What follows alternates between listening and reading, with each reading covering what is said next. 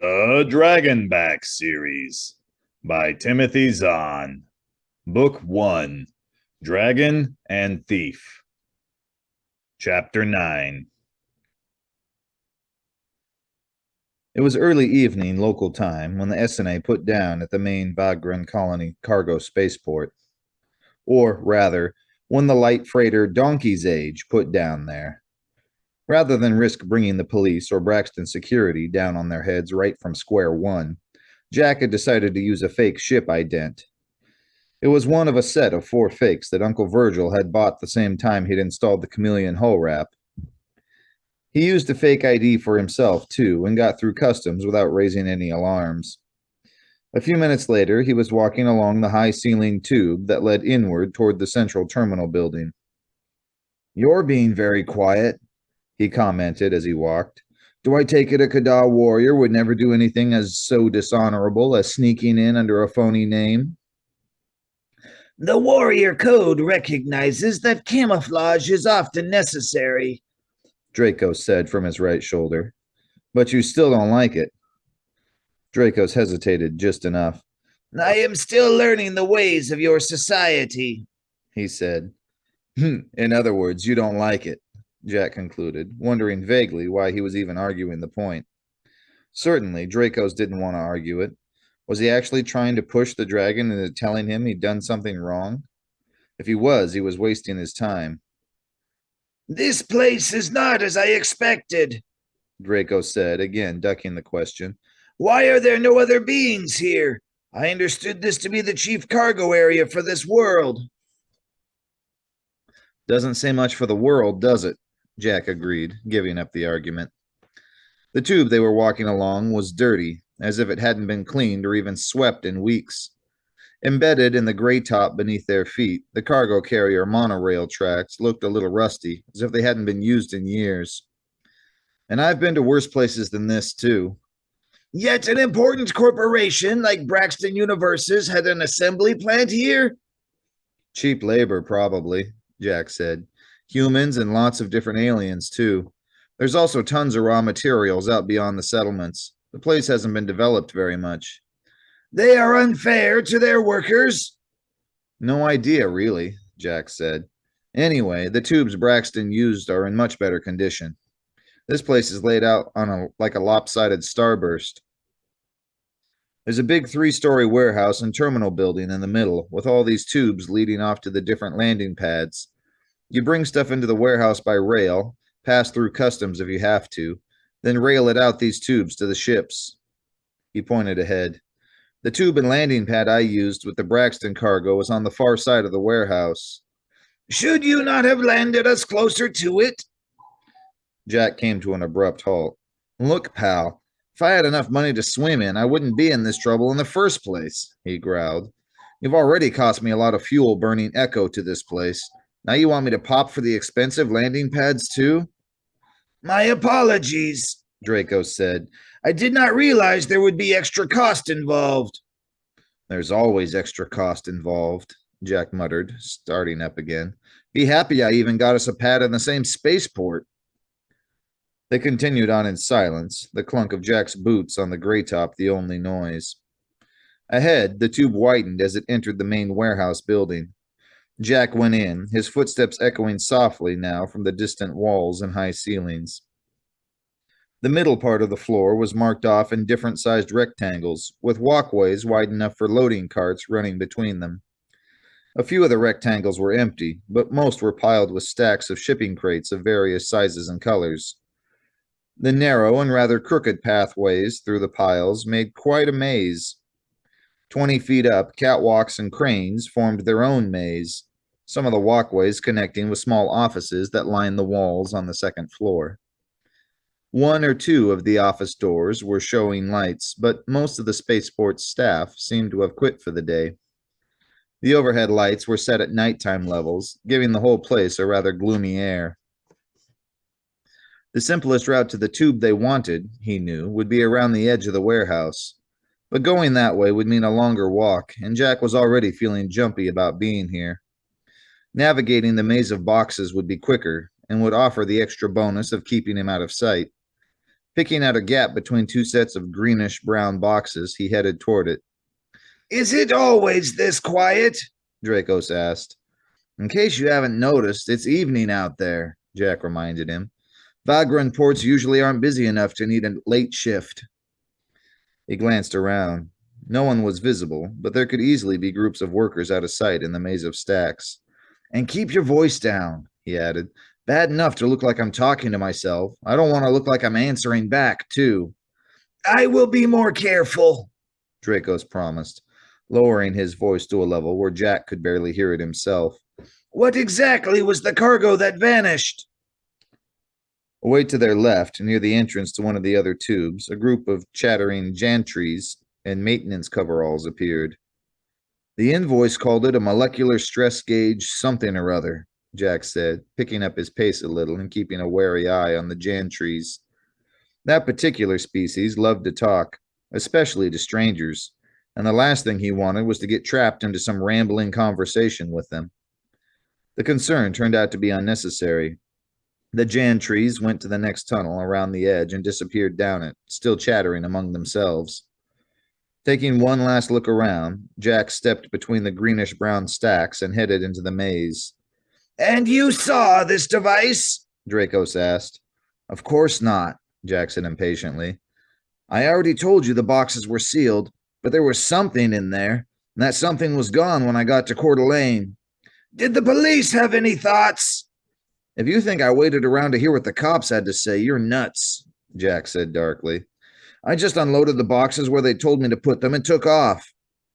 That may have been foolish, Dracos pointed out. Running creates the appearance of guilt. Jack snorted. What kind of appearance does standing there like an idiot with an empty cargo box create? Perhaps you do not understand my question, Dracos persisted. You're the one who doesn't understand, Jack retorted. He took a deep breath. Look, our law says a person is innocent until proven guilty. Doesn't mean a thing. Uncle Virgil is on their books as a thief, and I fly with Uncle Virgil.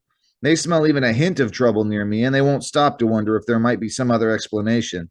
You think I'd be able to prove my innocence from jail? But you told me you have changed your life. Sure I have, Jack said bitterly. But who knows that? No one, that's who. You may not realize this, noble Kada poet warrior that you are, but it's a lot easier to hang on to a good reputation than it is to tear down a bad one and start over from scratch. Perhaps I can assist you with that process, Dracos said. Yeah, thanks, Jack said. I'll settle for you helping me out of this particular mess. I will do my best. Dracos's head lifted slightly from the skin of Jack's shoulder, his eye ridges and spiny crest pushing up against the shirt and leather jacket. His tongue flicked out twice. As to smelling trouble, what is that odor? Jack inhaled slowly. There was something in the air, all right. Faint, but tart and vaguely disgusting. I don't know, he said, sniffing again. Doesn't smell like any normal spaceport stuff. No, Dracos agreed, his tongue darting out again. It smells like something dead. Jack hissed softly between his teeth as the smell suddenly clicked. You're right, he said. It's dead meat. Freshly dead meat, in fact. And where there was freshly dead meat, let's get out of here, he muttered, throwing a quick look around as he broke into a jog. Is there danger? Dracos asked, his head rising up farther out of Jack's shoulder. Stay down, will you? Jack growled as he drew his tangler. The extra weight, whenever Dracos went three-dimensional, always threw him off balance. Yeah, there's danger. Dead meat means scavengers. Fresh dead meat means scavengers who don't mind killing. He reached the edge of a stack of crates and carefully looked around it. There they were, at least a dozen cat-sized animals with dirty black and white speckled fur, rat-like faces, and wicked-looking teeth and claws. Most of them were gathered around an unidentifiable carcass, still chewing away. Others squatted a little ways off, busily grooming themselves after their meal. The carcass, he noticed with a sick feeling in his stomach, was wearing the remains of a maintenance coverall. Hyenas, he whispered to Dracos. He backed carefully away from the corner, feeling sweat gathering on his forehead. There was a sudden weight on his shoulder. He glanced around to find Dracos' head rising up from his back, twisting to look behind them. Dracos, behind you! The dragon snapped. Jack spun around, the Tangler swinging around with him. 10 feet away, moving silently toward him like miniature lions stalking their prey, were 8 more hyenas. Their yellow eyes looked impossibly bright in the dim light. Their fur stuck straight out from their bodies, making them look even bigger than they already were. The 3 in front were already crouching, ready to spring. Lowering his aim, Jack fired. The Tangler cartridge caught 2 of the front 3 hyenas in its milky white threads. The third was too fast, managing to jump sideways out of range. The 2 trapped animals squealed as the Tangler's shock capacitor sparked, putting them out of the fight. The other hyenas, without any sound or reaction, continued toward him. Jack backed up to the stack of crates, his heart pounding in his ears as he did the math. There were 6 hyenas in front of him, plus the dozen he'd already spotted just around the corner. That made 18, plus any more that might be skulking around somewhere else.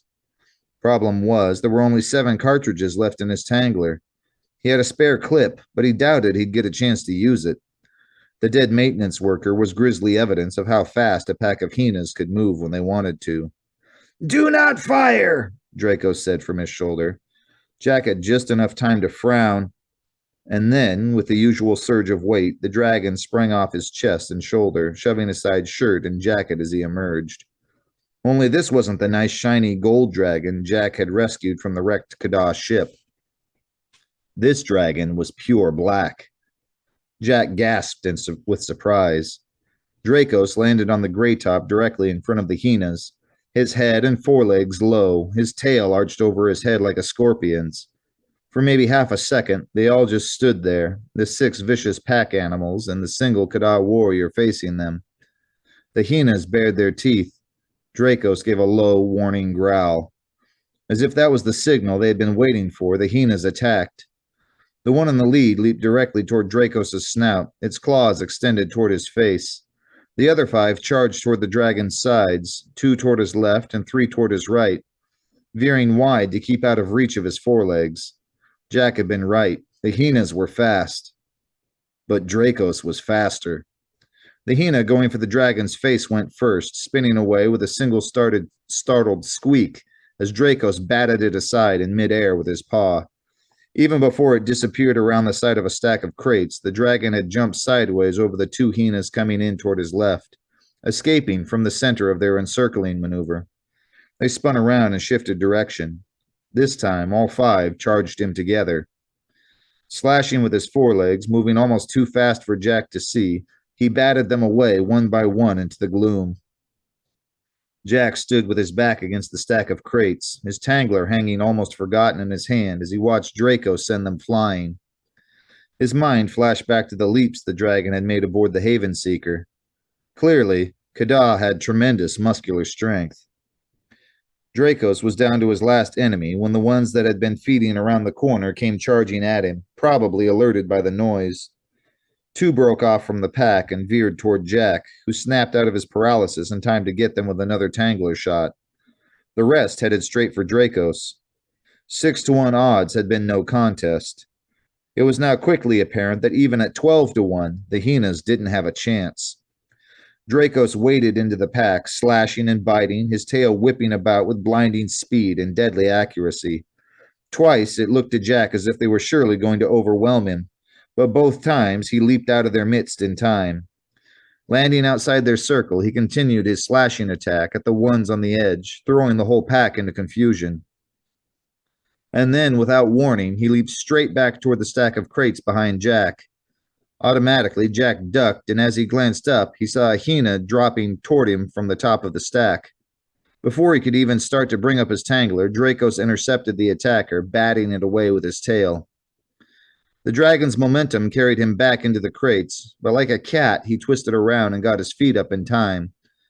For a second, he hung there on the boxes the way he had from the tree outside his wrecked ship, his brilliant green eyes looking brighter than ever against the black scales.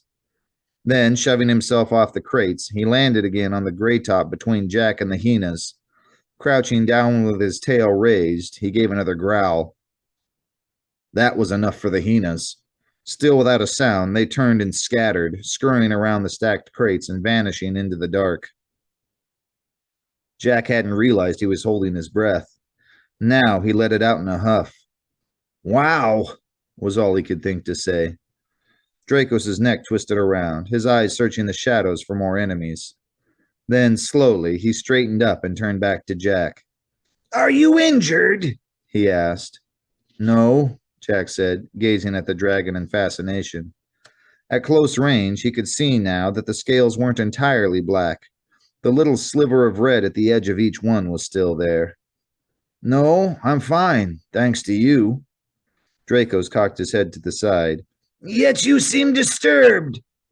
Just a little sandbagged, that's all, Jack assured him. Was the gold color starting to creep back into the dragon's scales?